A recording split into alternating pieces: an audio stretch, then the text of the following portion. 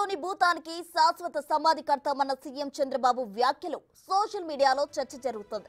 రాష్ట్రంలో భూతం ఉందని, పెట్టుబడిదారులు ఎవరూ రావడం లేదని, దానికి త్వరలోనే శాశ్వత సమాధి కడతామని చంద్రబాబు అన్నారు. పేరు ప్రస్తావించకుండా సీఎం అన్న కామెంట్లపై ఆసక్తికర చర్చ జరుగుతోంది. ఎవ్రీథింగ్ మేము ఇన్ఫర్మేషన్ తెప్పించుకుంటాం.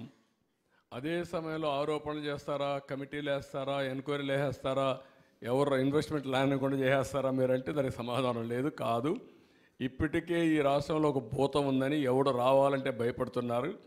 మేము అందుకే పదే పదే చెప్తున్నా, ఆ భూతాన్ని రాబోయే రోజుల్లో శాశ్వతంగా భూమిలోనే పెడతాం, సమాధి కట్టేస్తాం, భూతానికి రాజకీయ సమాధి కడతాం అని చెప్తున్నాం. అలాంటి చెప్పినప్పుడు మీరు కూడా ఇమీడియట్గా ఎంక్వైరీ చేసేస్తారా, లేదంటే ఇంకోటి చేసేస్తారంటే ఎవరు రారు రాష్ట్రానికి. మనం ఒక పద్ధతి ఉంది, ప్రజాస్వామ్యంలో ఉన్నాం. ఒక పక్క చట్టాలు ఉన్నాయి, కోర్టులు ఉన్నాయి, ఒక పక్క మనం ఉన్నాం. అందుకే అమరావతిని ఏం చేశాడు, ఒక అగ్రిమెంట్ చేశాం అమరావతిలో. అగ్రిమెంట్ ఏంటి,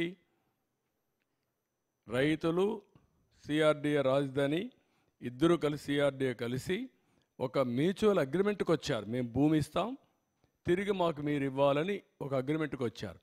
ఆ అగ్రిమెంట్ చెల్లదు, నేను 3 రాజధానులు పెడతాను పెట్టాడు. ఏమైంది, సుప్రీంకోర్టుకు పోయాడు, 5 ఏళ్ళు అయిపోయింది, 3 రాజధానులు రాలేదు, ఉండే రాజధాని పోయింది. కొండ 4 మంది వేస్తే ఉండే 4 ఊడిపోయింది. అదే అతను చేసిన పని. దానివల్ల ఎంత నష్టం వచ్చింది, లక్షల కోట్ల రూపాయలు నష్టం వచ్చింది. లక్షల కోట్ల రూపాయలు ప్రజాధనం ఆవిరైపోయింది. అందుకే నేను చెప్పాను, తిక్కలోడు సంతకు పోతే ఏమవుతుందని. అదే జరిగింది, తిరునాళ్ళకి పోతాయి.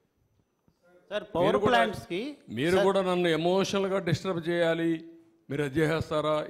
మీరు 5 ఏళ్ళు ప్రెస్ కాన్ఫరెన్సే చూడాల, మీరు మాట్లాడుతున్నారు.